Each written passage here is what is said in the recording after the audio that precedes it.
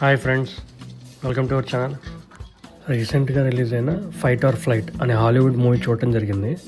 Total run time వచ్చేసి 1 గంట 42 నిమిషాలు. నా మూవీ ఎక్స్పీరియన్స్ చెప్పాలి అంటే పర్లేదు, 1 టైం వాచ్ అని చెప్పాలి. స్టార్టింగ్ కొంచెం స్లో పేస్లో వెళ్తుంది, బట్ ఈవెన్చువల్లీ బోర్ ఏం కొట్టదు క్లైమాక్స్ దాకా. మూవీలో చాలా blood and death related scenes అయితే ఉన్నాయి, బ్రూటల్ కిల్స్. అసలు ప్లాట్ లైన్ ఏంటి అంటే, లోకస్ అనే మెర్సనరీ గోస్ట్ అనే పర్సన్ ట్రాక్ చేయడానికి బ్యాంకాక్లో ఫ్లైట్ ఎక్కుతాడు. బట్ దాంట్లో ఆల్రెడీ చాలామంది అసాసిన్స్ అతను చంపడానికి ఉంటారనమాట. ఇంతకీ ఆ ఫ్లైట్లో ఏమైంది, అసలు ఆ గోస్ట్ ఎవరు అనేది మూవీలో చూస్తారు.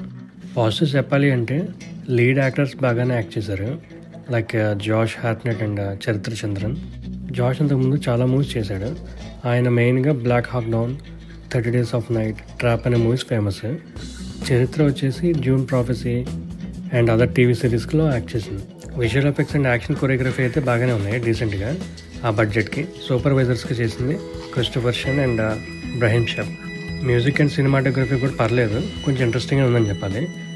పాల్ శాండర్సన్ అండ్ మ్యాట్ ఫ్లానరీ వర్క్ చేశారు. నెగిటివ్స్ చెప్పాలి అంటే మధ్య మధ్యలో కొన్ని సీన్స్ ఇల్లాజికల్ అనిపిస్తాయి. ఫర్ ఎగ్జాంపుల్, ఆ వెపన్స్ ఫ్లైట్లోకి ఎలా తెస్తారో అర్థం కాదు ఆ అసాసిన్స్, అండ్ ఆ సివిలియన్స్ కూడా ఏమయ్యారో కూడా చూపించరు. ఏం ట్విస్ట్ కానీ లేదా గోస్ట్ క్యారెక్టర్ బ్యాక్ స్టోరీ కానీ నాకేం పెద్దగా ఇంట్రెస్టింగ్ అండ్ పవర్ఫుల్గా అనిపించలేదు ఆ స్టోరీకి.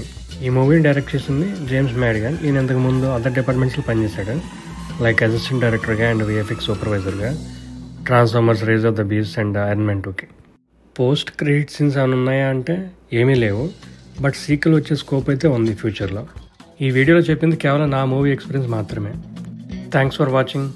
Please like, share and subscribe to our channel.